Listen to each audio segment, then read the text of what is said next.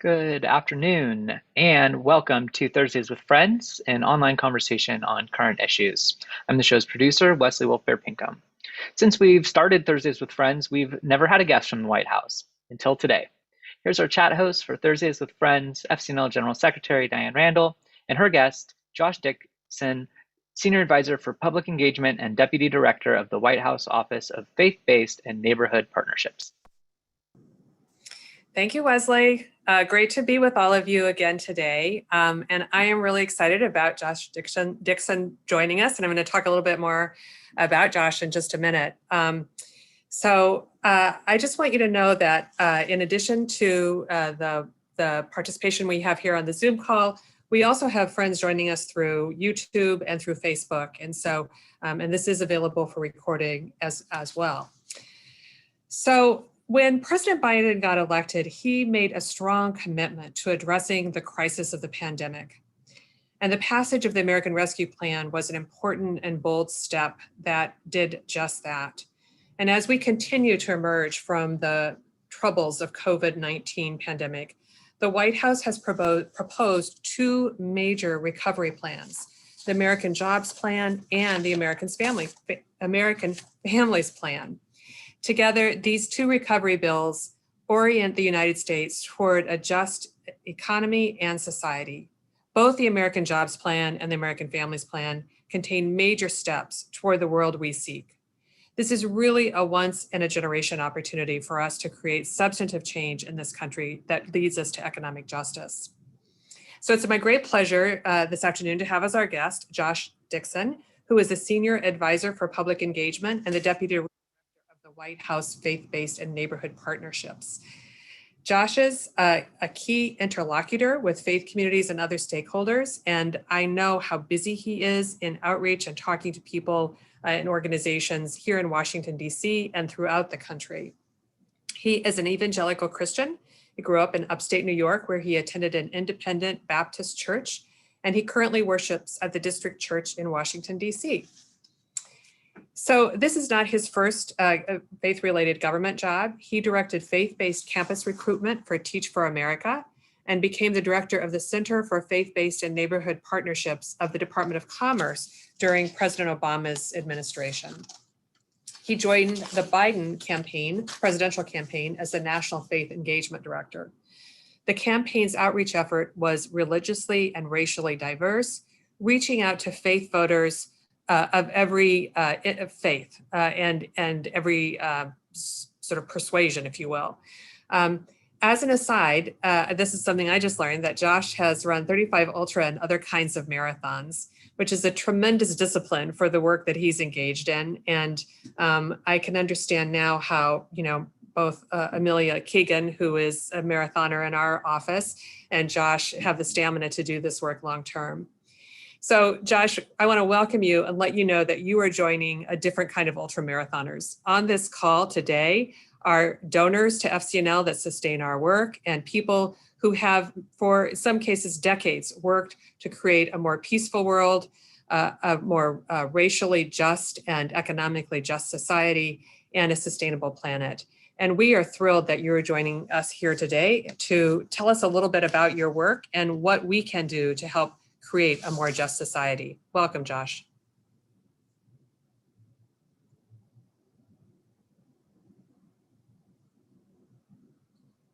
So Josh, I don't know if your mute button is on, but we can't hear you yet. I can't hear you, at least.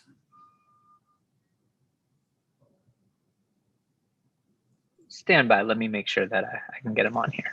Okay, thank you.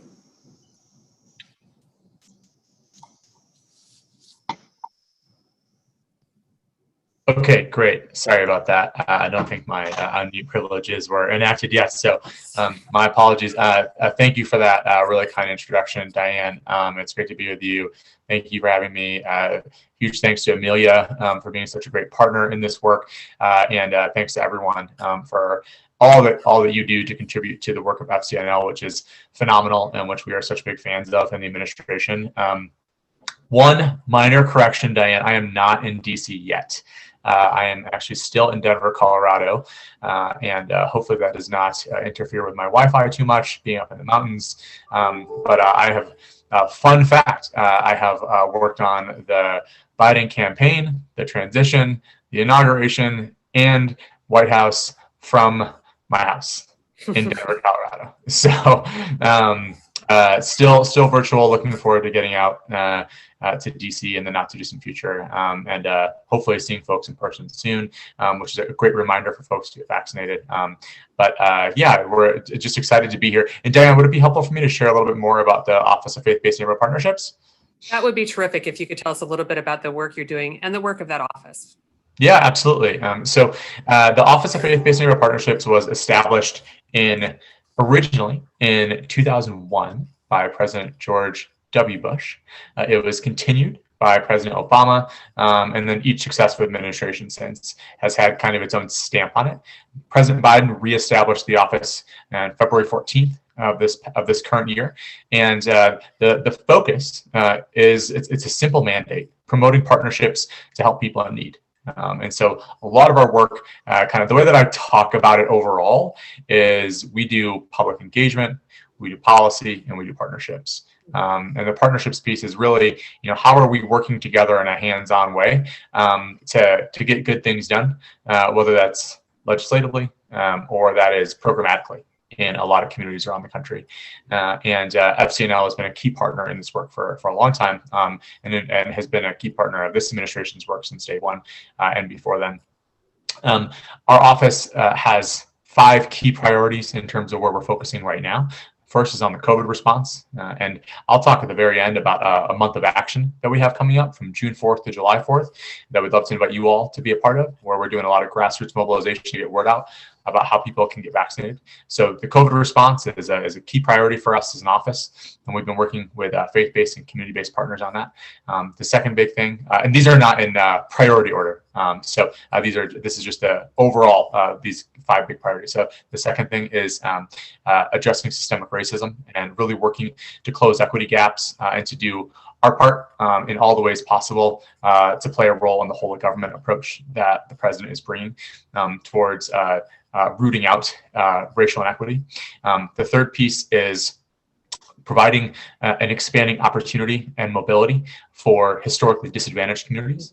And this is where we're doing a lot of work on refugee policy of late, doing a lot of work on immigration, doing work on policies that are impacting the LGBTQ community, doing work on economic mobility for minority communities, as well as communities that have historically not had the same access to opportunity, and a whole litany of additional things that are deeply important to this president.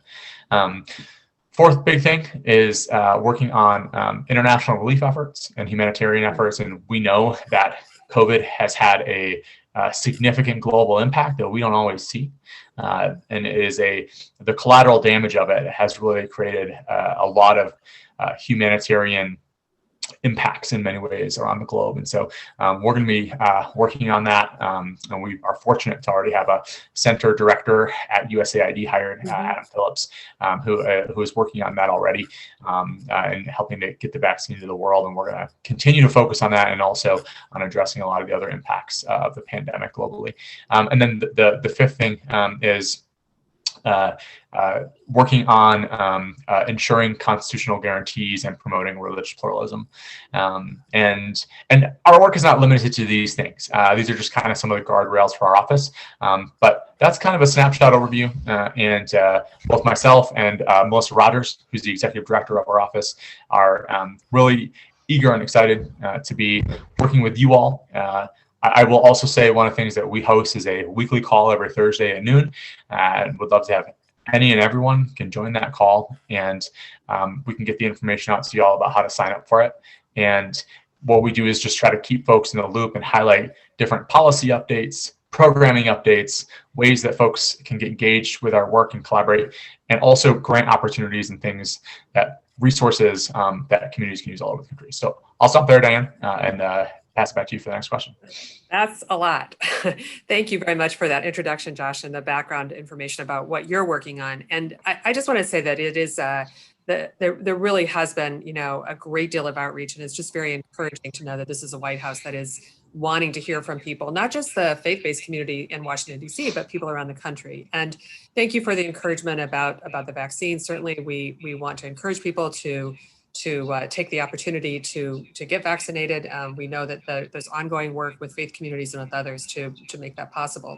I want to turn our conversation a little bit to these big bills, these big opportunities we have before us, and specifically talking about the American Families Plan and the American Jobs Plan, and how they relate to a moral foundation of addressing the systemic racism and addressing the question of economic opportunity. We have, of course, promoted, we're very keen on these, and really focused specifically on the child tax credit, the earned income tax credit, lifting the SNAP benefits. There's a number of things. If you could maybe go into that a little bit. And obviously, these are still proposed. They haven't been voted on in Congress. There's ongoing conversation happening to see what could be done on a bipartisan basis. And then there's some talk about what the other mechanisms might be. But if you could just focus a little bit on the content and how you see those as related to moral grounding for the work ahead. Yeah, absolutely, Diane. And as someone who worked on the campaign, I can kind of speak about how much, I think this very much reflects the spirit and vision that President Biden ran on. And one of the things that we said during the campaign was we thought that, our ticket was a clear moral choice.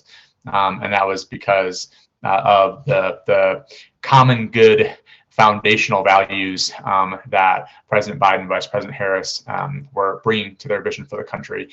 And I think that the big signature bills of this administration so far really reflect that, starting with the American Rescue Plan, which you referenced, which has passed, and which FCNL was a supporter of, which we're very excited about. And I will say, I think we had a historic amount of support for a bill like that in a public way from faith-based groups. And we had over 70 major national faith-based organizations come out and support that legislation.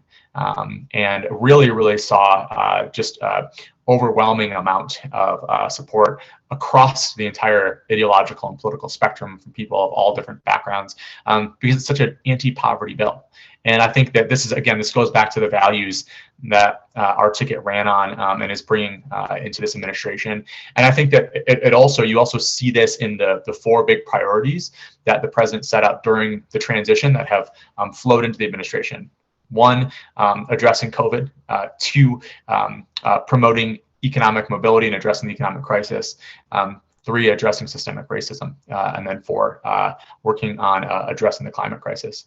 And those are things that we also see a lot of common ground on those things too. And so the American Rescue Plan was a great example of a major anti-poverty bill that passed with outside of the votes in Congress. If you look at the actual support for the bill amongst everyday Americans, has significant support, at times up to 3/4 of people supporting this bill. And again, people from all political stripes. So we're really excited about that. And I think it reflects, and I'll just go in briefly into the American Jobs Plan, American Families Plan. It really reflects this belief from the president that this is no time to build back to the way that things were. This is the moment that we have to reimagine and rebuild a new economy. And so the American Jobs Plan and American Families Plan those are bills that really reflect that spirit. The American Jobs Plan and American Families Plan are also once in a generation investments in our country's future. That's kind of how we see them. The American Jobs Plan is focused on creating millions of good jobs, rebuilding our country's physical infrastructure and workforce, sparking innovation and manufacturing here at home, while the American Families Plan is an investment in our kids and our families, helping families cover the basic expenses that so many struggle with right now, lowering health insurance premiums, and continuing the American Rescue Plan's historic reductions in child poverty. You alluded to the child tax credit, and this increases that even more so, expands it even more so. And together, we kind of see these plans reinvesting in the future of the American economy and American workers, and helping us really outcompete the rest of the world as we seek to have a 21st century economy. That's kind of the way that we're looking at this, is a 21st century economy that allows everyone in a country like ours with so many resources to have the opportunity that they rightfully deserve. I'll touch on like just a couple quick things within each bill, just so folks have that background. I won't speak for too long because I want to get to the next question. But specifically on the American Jobs Plan, the president's plan will fix highways, rebuild bridges, upgrade.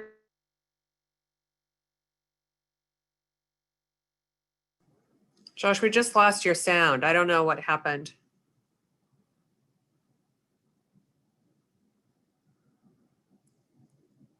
Wesley, did we lose Josh? And upgrade veterans hospitals and federal buildings.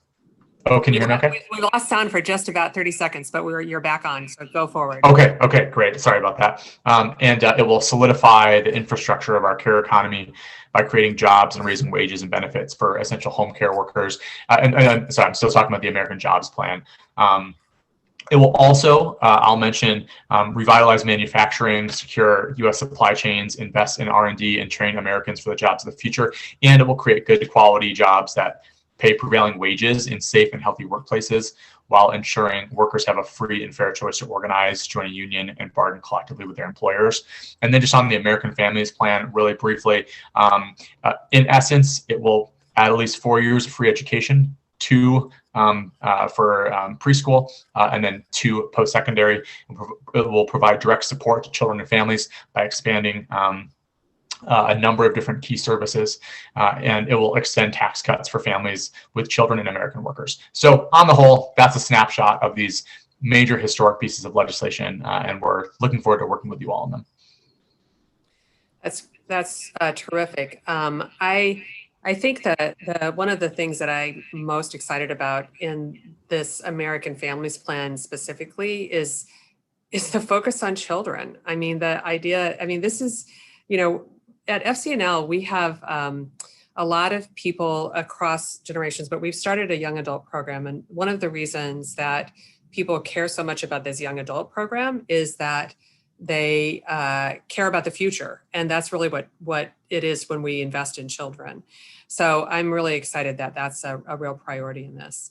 I want to pause before I take my next question, because we are getting some comments and questions in the chat. One friend actually said not hearing audio, and I'm wondering if that's a problem for others. Wesley, can you troubleshoot that for us and find out what's going on there, if you could? Is this a little bit better? Can you hear me okay? I can hear you fine, and other people are Okay. saying they can hear, so that may just be the one individual. So for those who may have joined a little bit late, Josh is actually calling us from Colorado. There are some other Coloradans on this call, as well as people from many other states. So we're really thrilled that we have such a diverse group of people across the country on this. We have a lot of people who care a lot about climate change. And, I know the American Jobs Plan has some substantial resources that look at what we can do. And I would just say on behalf of FCNL, we have our whole domestic team looking at these bills and really lifting up the parts of them that we think are specifically addressing the priorities we care about, and addressing climate change is one of them. So can I ask you to speak, just to say a couple more words about what you see in that bill that's going to really make a difference in terms of climate change? Yeah, absolutely. I think that in particular, and I was just on a call earlier today with Gina McCarthy, the president's national climate advisor, and a number of faith leaders talking a little bit about this. I think the American Jobs Plan, it really is a historic investment in clean energy, in renewing our grid, which is a huge piece of this. And, we saw some of the impacts of this in Texas. We continue to see the impacts of the way the current grid is set up, and how there is a need for us to reinvest in the future here. It's also something that, it also invests in clean water. It invests in renewable energy in a number of very, very important ways. It invests in things that are related to climate change as well, like our crumbling infrastructure, which as a result of that, it leads to more traffic buildups, it leads to more fossil fuel emissions, and it leads to a lot of things that we know contribute to global warming right now. It also is focused on creating green jobs and sustainable jobs in some really important ways. It works to overall incorporate a clean energy lens into all of the investments too. So on a multitude of levels, it is a very important step forward, and one that we know aligns with the president's America the Beautiful plan and a number of the other key commitments that the administration has made around our emissions and around rejoining kind of the global compact to address climate change as well. Yeah, we were thrilled that that was the top priority, to rejoin the Paris Climate Accord, and of course, watching carefully about what policy changes we make to actually reduce our carbon emissions in this country, and how we can be a leader globally on this. That's a real priority for us. I want to turn just now, if we can talk a little bit about just about the politics of how we're going to get this through. As you know, FCNL, along with a lot of our colleagues, really try to engage people across the country to talk to their members of Congress about specific legislation, because we know that members of Congress are willing to listen to constituents often, and like to hear from constituents about the impact of this legislation on them. And so clearly, we're going to be working on this, but the reality is, and we are a nonpartisan organization, and really make every effort to build relationships with every member of Congress that we have, where we have constituents. That's really a foundational aspect of what we do. But realistically, we also see that there's some opposition to these proposals. Some people think they are way too big, they are way too expensive, and yet the actual proposals enjoy very broad support. As you noted, the American Rescue Plan had resounding support across the country. So just, how do you see some of this, maybe without, I don't want you to get too much in the weeds, but just how do you see this moving forward? And how can those of us who believe that these are good principles for us to move forward on, how can we be helpful? Yeah, that's a great question, Diane. I appreciate you asking. I think number one is raise your voice. And I can't speak to specific advocacy pieces being a member of the government, but what I can say is I think the more that folks who are a part of the FCNL community and other communities, be they faith communities or not, are raising their voices and really advocating for key priorities and things that you see as important, the more that we're going to see things like the American Rescue Plan pass. And I think that the fact that we had so much support from FCNL and others with the American Rescue Plan, I mean, I know that my direct boss, Congressman Cedric Richmond, talked about that a lot. And even the morning after the bill passed, it was the first thing he said to us on our staff call, was about the broad support that we got, especially from the faith community. And then he mentioned a bunch of others. But I think that goes a really long way. And I think not only raising your voices, but also, teaming up with others who are raising their voices too, and seeing ways to build coalitions. I've just seen,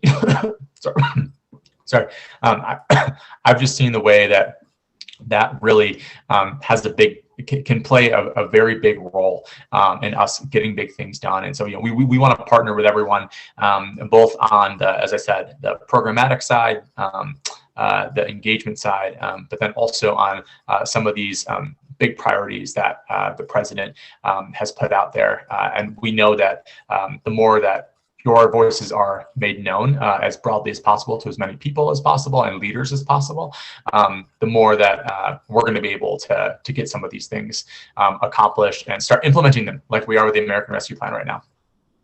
Right. And somebody was asking about the best way to make contact. And of course, I just want to lift up that FCNL does a lot of training for how you can lobby your own members of Congress. We have a Learn to Lobby in 30 Minutes session. It's on our website. Anyone can sign up. And so we hope you'll take advantage of that. What's been amazing to me is that despite the need to be virtual in so many ways, we have been able to make contact with many members' offices, and offices continue to tell us that they like hearing from our constituents. They appreciate phone calls, and they actually really appreciate people who come from a place of faith. And so if you can express that as part of the story of how you talk about your work, it can be really, really compelling. I'm going to note two things. Diane, can I just say something to that real quickly? Yeah, please do. Please do. I was on a call earlier today with a U.S. senator who was specifically talking about that, and specifically talking about how him and his colleagues really are interested in hearing as much as they can from communities of faith, and how that can play a role in changing minds sometimes, and how he's seen that with some of his colleagues across the aisle too. So just sharing that directly from some of the folks who are in these important roles, and again, I just think it goes back to that point of raising your voices, and really being that moral compass for your communities. One of the coalitions that we work with is a group of organizations that, as we describe ourselves, don't share views on every issue at all. I mean, it includes the Catholic bishops, and it includes other Protestant organizations and other faith-based organizations, the evangelicals. But as you noted at the beginning, many of these organizations are committed to addressing poverty and to creating a more just system that isn't just about giving, that opens opportunities for people. And so we're excited about that. We also work, of course, in an interfaith basis with others through the Beds of Washington offices and other places. I guess the one thing I want to just ask you, we've gotten a couple other questions in here. One of the recent questions is how, when we have difficult leadership, in terms of partisanship, I mean, there is some opportunity for us to try to include these in a reconciliation bill. Is that some of the strategy that's going on? Will we be hearing more about that in the future? I can't speak to that specifically given my role, and where I'm coming at it from is just what public information is out there. I will say, the president is really committed to doing what he and our team and folks who he's hearing from communities all around the country identify as key needs to meet the key challenges we're facing right now. And so, I think he is looking at utilizing a lot of tools in the toolbox across the board on every issue, and thinking through what does that look like. And I think, we've seen examples of that throughout this administration. There's been a lot of activity and action. It's happened in different ways. And so that will continue to be a commitment of his. That's great. We have a question here about religious freedom, and we hadn't actually told you we were going to be asking that question. I don't know whether you feel like you can take that now, or whether we want to just get that out to you and you can respond to it later, perhaps. The question is how, let me get back to it. It was a question about, the Biden administration's comments about how to respond to hospitals that use religious freedom-based arguments to discriminate against LGBTQI or against reproductive rights. Do you have a comment on that?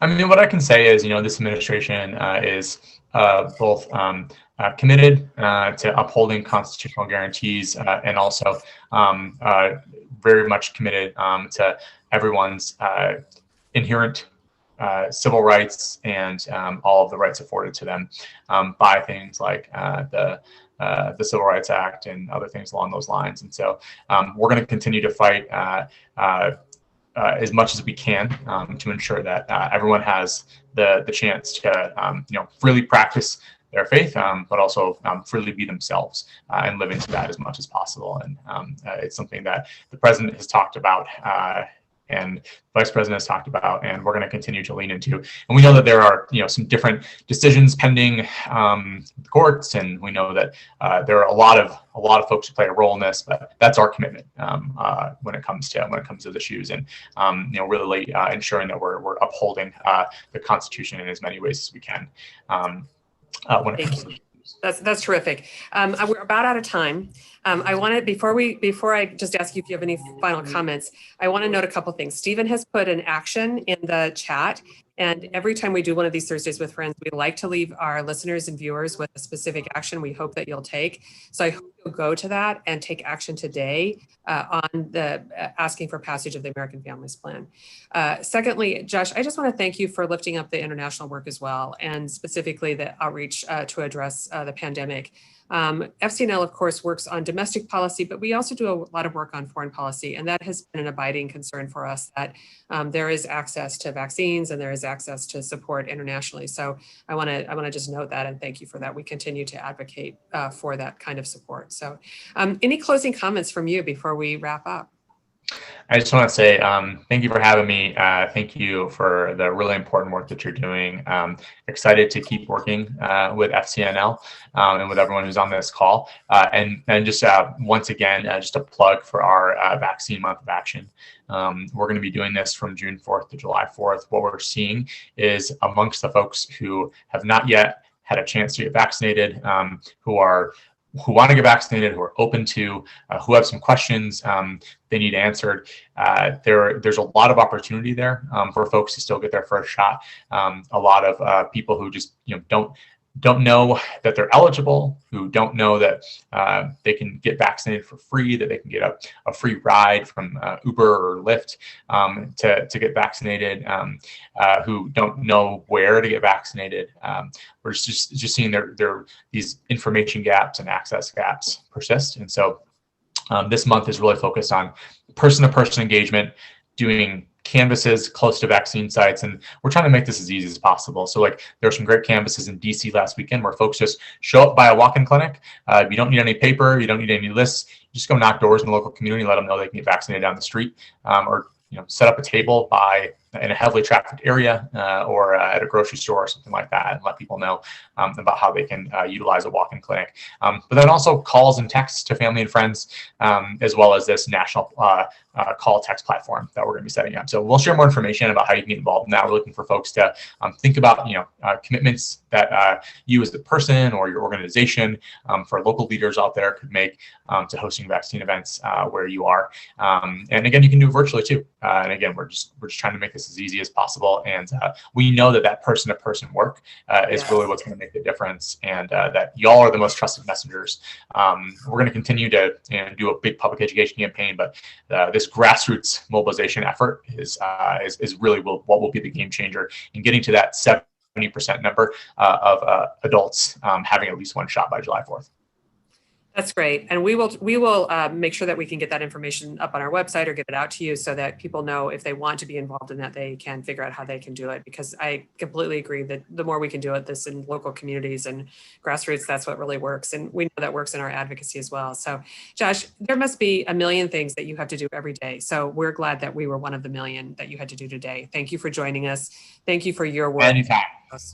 We really appreciate it. And Absolutely. I want to thank all of our viewers. You have been terrifically faithful to the Friends Committee on National Legislation, and with your financial support, with your advocacy support, and we hope you'll continue to do so. So with that, we'll say goodbye. And again, thanks so much, Josh. Good to see you. Thank you, Diane. Thanks, Amelia. Thanks, everyone. Great to be with y'all.